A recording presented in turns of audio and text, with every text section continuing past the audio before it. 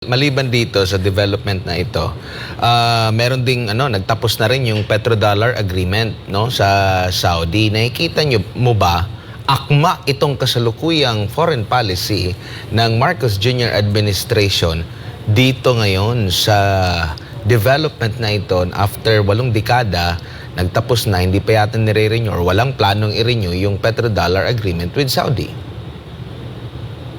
Well, I think hindi ko pa masyado na pag-aaralan to kung ano magiging impact nito sa Pilipinas, no? Pero I think it might have an impact kasi ang ano natin, ang ginagamit kasi natin pambayad natin ng fuel ay dollar. So, we need to study what would be the impact nitong pag-exit ng Saudi Arabia sa petrodollar deal. Hindi ba?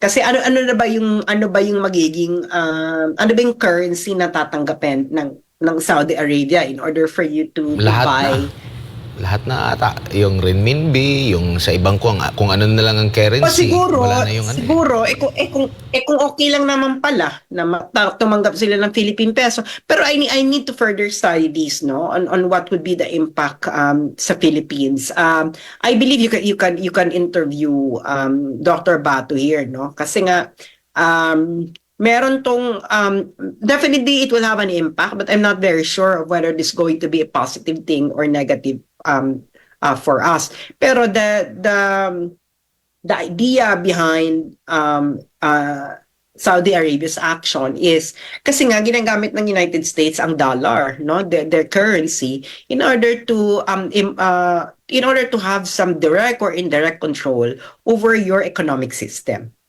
So right now, itong pag-exit ng Saudi Arabia, it is actually gaining more how should I say this? I'm not saying independence, but more like it is a strategic move in order for them not to be subjected to US pressure through the petrodollar influence sa kanilang economy. Sa iba pa dito, may panayam kay Senator Lindsey Graham, kaugnay ito doon sa nababanggit niya na 10 to 12 trillion US dollars at nahalaga ng mineral sa Ukraine. At nababanggit nga niya doon, na dinidemonize ulit at itong Ukraine, basahin ko lang itong kanyang interview, no? They're sitting on 10 to 12 trillion US dollars of critical minerals in Ukraine.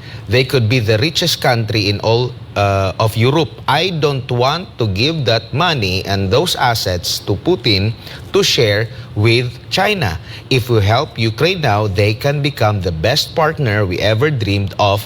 That 10 to 12 trillion US dollars of critical mineral assets could be used by Ukraine and the West, not given to Putin and China. And meron ding pahayag ang Foreign Ministry ng China na ito yung kaibahan. Sabi nga nila, ito yung kaibahan ng galaw ng Estados Unidos din sa China na kumbaga pansarili lang at sinisiraan nga sila. Ano masasabi mo rito, Sas, dito sa galawan din na ito ng US? Well, that is not something new. You know what? The United States, pag sila mahal mag-deploy, no? Mahal mag-deploy ng mga tao. How much do you think a missile is? This is an investment. War is some form of investment for the United States. Okay. Usually they will launch these military operations in places na merong return. No, ROI, return of investment. Kailangan nila yan. Ano sa tingin niyo yung mga Ricardo nagtatapon lang ng pera sa gera? No, it's an investment. Kaya itong si Lindsey Graham, no? Senator Lindsey Graham ng United States, he was just being very honest. This has been the game of the Americans. No? Talagang meron talaga silang computation kung ano yung kanilang magbe-benefit dyan. They don't really care if you die. They don't care.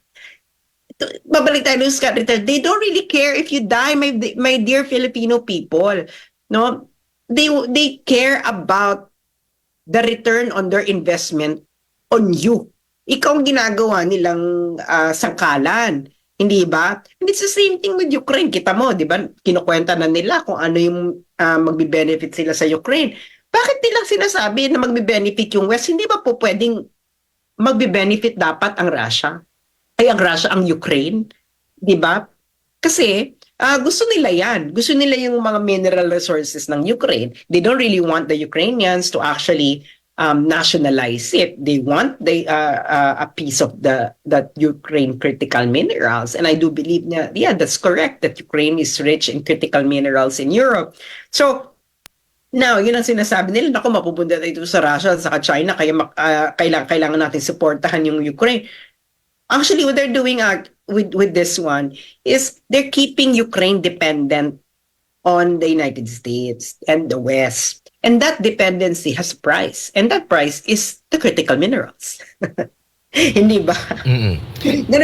Ganun lang kasimple yun. They don't really care, no? Do you really think that these people really care about the 500,000 Ukrainians who died? No, they don't. Ang sabi nga ng China dito, ng spokesperson ng foreign ministry nila, sabi niya dito, what he said reveals the true calculations of the US on Ukraine.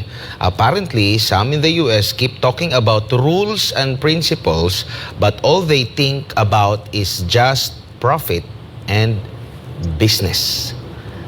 Yan yung real talk din ng China kasi nga sinisiraan sila na hindi pwedeng mapunta sa Russia kasi pag napunta sa Russia yung Ukraine, yung mga minerals dyan, isi-share yan sa China. Dapat sa kanila na lang daw, Ukraine at US. Well, the thing is, anong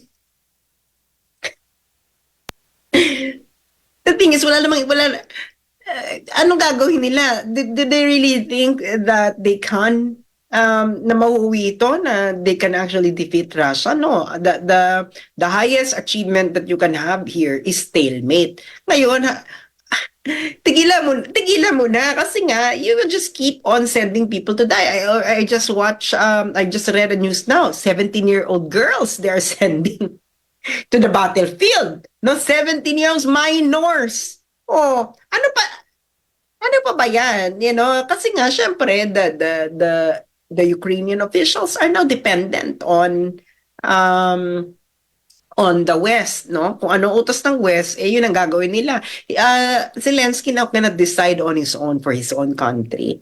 It's impossible, no? Lalo-lalo na may mga corruption issues, etc. sa aid. So they have Zelensky by the balls, if I may use that.